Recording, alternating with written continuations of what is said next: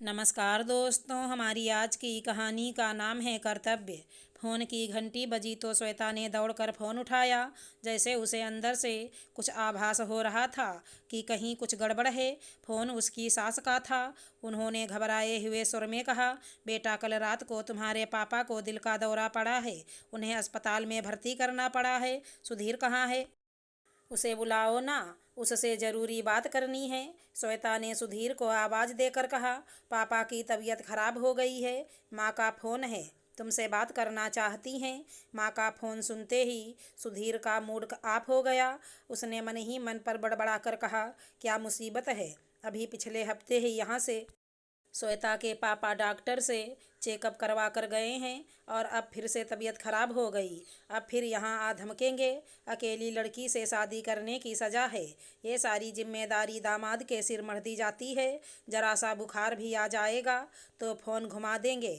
अब मैं फ़ोन बंद ही कर देता हूँ, नहीं तो अभी मुझे फ़ोन घुमा देंगी।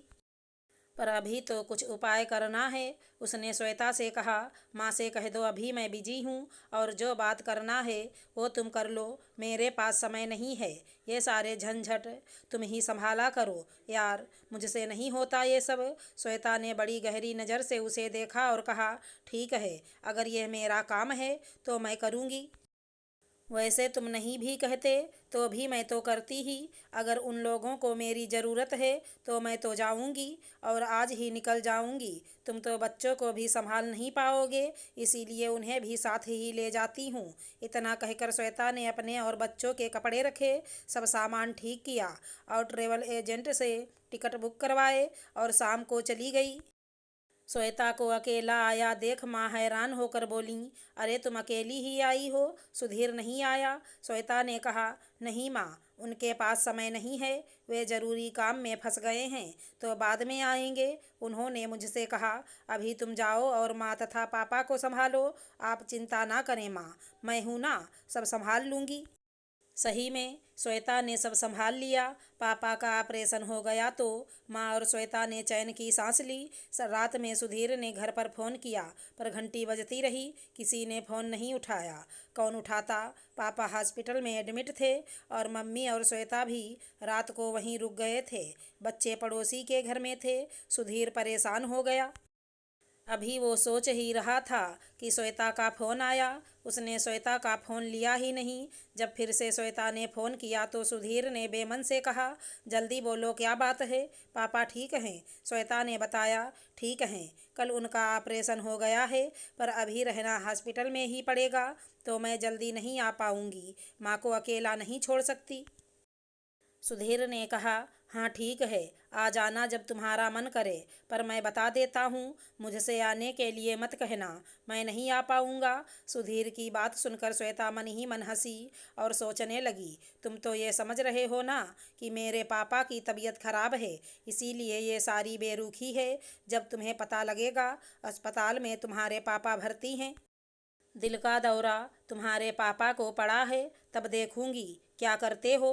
खैर मुझे क्या, मेरे लिए तो तेरे पापा और मेरे पापा नहीं हैं, दोनों ही हमारे पापा हैं। इसीलिए मैं तो किसी भी कीमत पर दोनों में से किसी को भी अकेला नहीं छोड़ूंगी। सुधीर की जब अपनी माँ से बात हो पाई तब उसे पता लगा कि श्वेता के पापा को नहीं, मेरे पापा को दिल का दौरा पड़ा। वो स्तब्ध रह गया। यह क्या हो गया?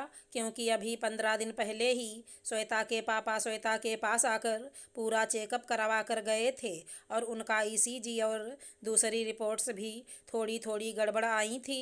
तो सुधीर ने समझा उन्हीं की तबीयत बिगड़ गई है। उसे पता नहीं था कि श्वेता इस प्रकार बात को स्पष्ट किए बगैर चली जाएगी। अगली ट्रेन से हड़बड़ाता हुआ सुधीर अपने घर पहुंचा। वहां पहुंचकर उसने देखा श्वेता पूरी लगन से उसके पापा और माँ को संभाल रही है। माँ ने भी श्वेता की तारीफ करते हुए कहा, श्वेता ने तो तुम्हारी कमी महसूस नहीं होने दी, सब ऐसे संभाला जैसे उसके ही पापा बीमार हों। सुधीर चुपचाप सब सुन रहा था। उसके पास कुछ भी कहने के लिए शब्द नहीं थे। श्वेता ने जरूर कहा, माँ, शादी के बाद तेरे पापा मेरे पापा, तेरी मम्मी मेरी मम्मी जैसी भावनाओं के लिए मेरे पास मेरे दिल में कोई स्थान नहीं है। अब तो हमारे पापा हमारी मम्मी सही है। जब पति पत्नी मिलकर दो से एक हो गए तो फिर उनके मम्मी पापा अलग अलग कैसे? मैं तो यही समझती हूँ कि जब जिसे ज़रूरत हो हमें उसकी सहायता करना चाहिए। ज़रूरत तो दोनों को ही पड़ेगी, कभी माँ को, कभी सास को, कभी पापा को, कभी ससुर को। तो अगर हम अलग अलग ना मानकर सबको अपना परिवार माने तो आसानी से सारे काम हो जाएंगे और टेंशन भी नहीं बनेगा। मैंने तो आप लोगों को अपना मान लिया है। जैसे से ही आपने फ़ोन करके बताया तुरंत दौड़ी चली आई। अब सुधीर बोला, तुम यह भी तो कह सकती थी कि तुम्हारे पापा को दिल का दौरा पड़ा है तो मैं भी आ जाता। उसकी बात सुनकर श्वेता ने कहा, आज तक कभी मैंने तुम्हारे पापा तुम्हारी मम्मी करके बात की है? मैं ऐसी भाषा नहीं बोलती, ना दोनों में फ़र्क करती हूँ, आगे भी नहीं करूँगी। मैं अपने कर्तव्य का पालन सदैव करती हूँ। उसकी बात सुनकर सुधीर के मुँह से एक शब्द भी नहीं निकला, पर अब वो यह सोचने पर मजबूर हो गया कि गलती तो उसकी है। श्वेता ने बिना लड़ाई झगड़ा किए समझा दिया। लड़ाई झगड़ा करती तो शायद लड़ाई झगड़े से बचने के लिए बेमन वो उसके घर के लोगों के लिए कुछ करता। अब तो उसने दिल से ये समझा कि मैं गलत था और मुझे भी श्वेता की तरह बड़े दिल का बनकर उसके मम्मी पापा को बेटा बनकर संभालना है, जैसा कि श्वेता ने किया है। अगर हमारी कहानी पसंद आई हो तो चैनल को लाइक शेयर सब्सक्राइब करें। राधे राधे दोस्तों।